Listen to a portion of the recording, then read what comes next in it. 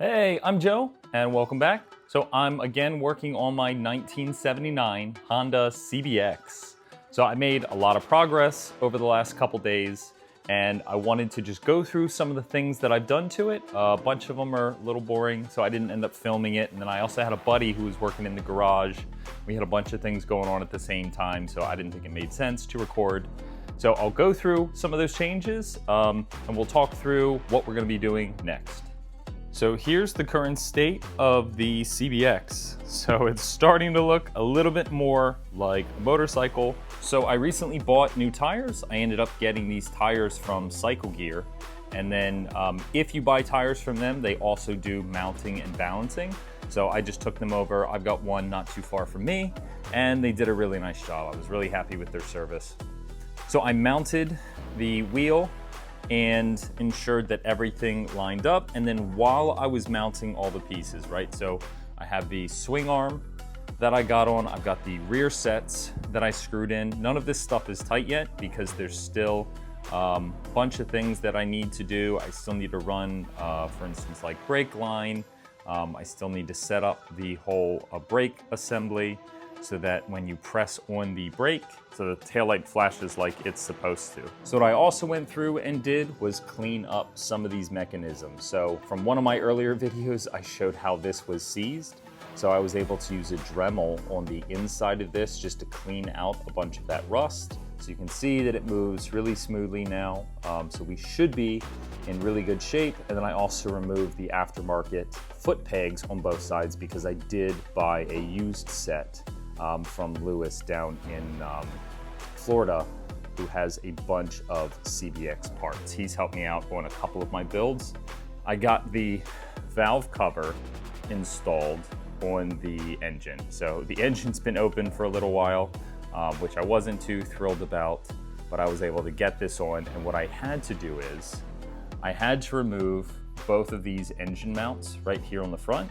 So I had one here on the right and then one here on the left, right, because when you're sitting on the bike, this is the right side. So I was able to buy 4 new pieces that went at the top of each one of these bolts in the middle because those had all compressed. And then when I was trying to get them out of the old valve cover, because this is a valve cover that I also bought from Lewis, the pieces of rubber were getting stuck. So all 4 of those had to be replaced. I could reuse the bolts. It was just this metal piece with the rubber grommet underneath that, as you tighten, holds down this valve cover. So before I installed the valve cover, I put this valve cover gasket down first. This definitely took a little bit of work. I've seen some folks use liquid gasket between this gasket and the valve cover to get them to stick.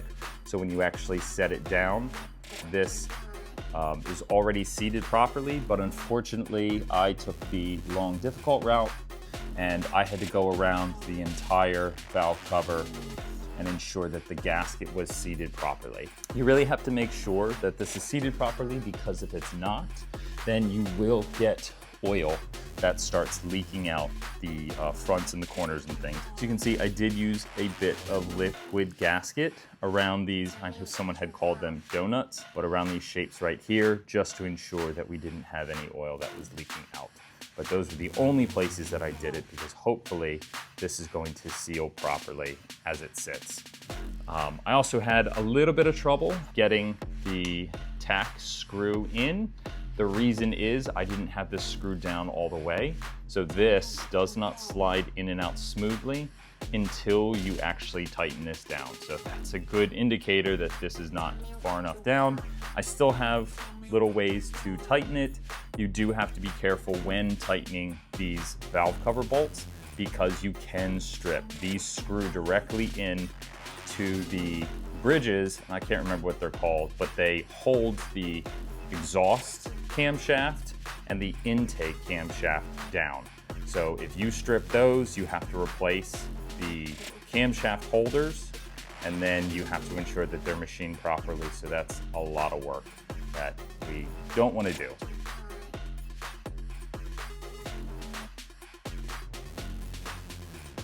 So something I just finished up was I installed a new seat for the bearing up at the top and bottom. This is where the bearing is going to sit up against, so as you're turning the handlebars left and right, it glides smoothly without binding. So I did have to knock out that top and bottom seat, and then I hammered in these new top and bottom seats that are going to fit with the new bearing that came with the front suspension conversion kit. Something I realized, on the fork conversion kit, there are stops that we need to use. So in order to use them, we actually have to cut away the stock stops. So what we're gonna have to do is cut across this line and then down here, and that will give us enough travel to ensure that we can use those stops. So there's the first cut. We want to make sure we don't actually cut into the frame. And what I'll do is I'll cut up from here.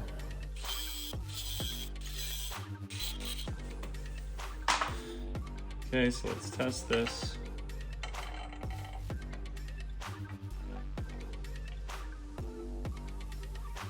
Go through like that. And then we'll make sure. Yep, this clears. So we have plenty of clearance now. All right, we'll do the same thing on the other side.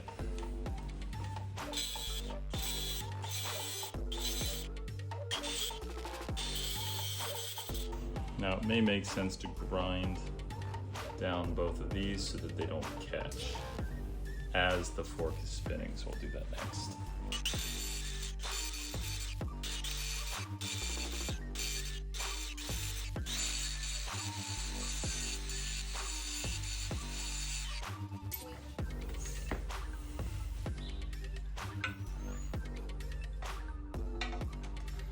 Alright, so now we're done cutting. I can test to see if this makes more sense now. Awesome, so this works really well now. So it looks like all of our cuts and everything were good. So now that we've got bare metal, and I can see a little bit of rust under there. Interesting, that must have been under the weld. So now that we've got some bare metal, I'm just gonna tape off a bunch of this and I'm gonna hit this with a little bit of paint just to prevent that from rusting. So while I've got the triple tree off, I'm just gonna go ahead and paint. You can see I masked off a bunch of the area. One of the things that I really like to use is this. I think I bought this at Eastwood. So it's essentially tape with a plastic covering, so that makes it easy to really tape off all your areas. And really all we need to do is hit those spots on either side. I'll take a file real quick. And I will just lay down some of these areas.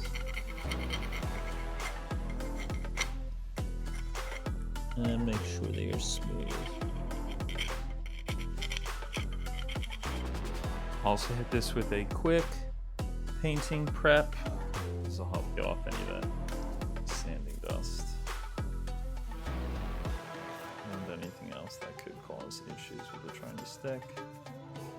I'm going to use the same paint that I used on the frame. This is VHT roll bar and chassis paint.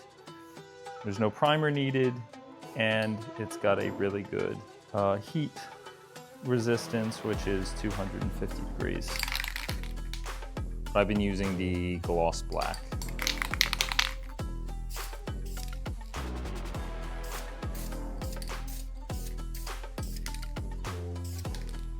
And it's really not going to take much.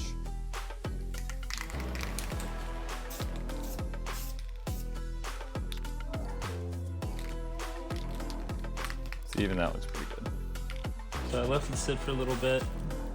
It's only been about half an hour. So I'm going to remove the tape. Let's see how it looks.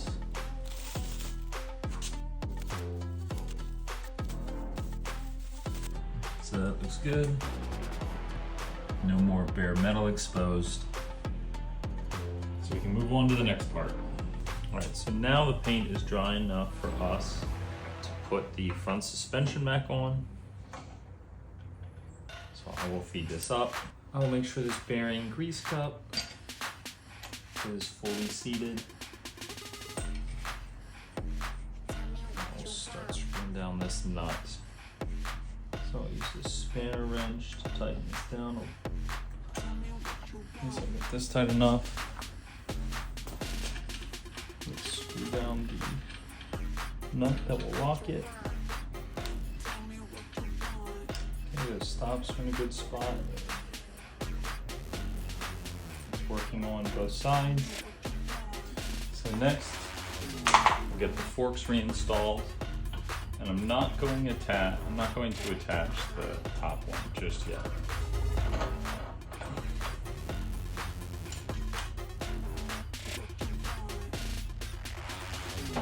So next I wanted to fit the clip-ons.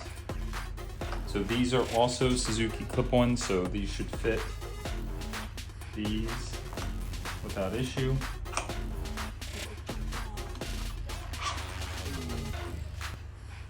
Tighten them. I haven't done any of the wiring on these controls yet. So it'd be nice to get them in a good spot, and then I can figure out what I want to do with them. So I wanted to try and stick with some factory clip-ons. There are a lot of aftermarket clip-ons that are pretty cheap, but you know, if you get factory, they're not going to have any issues with theirs. And because this already fits the forks, I figured it would be nice to try and go this path. That way I have modern controls and all as well.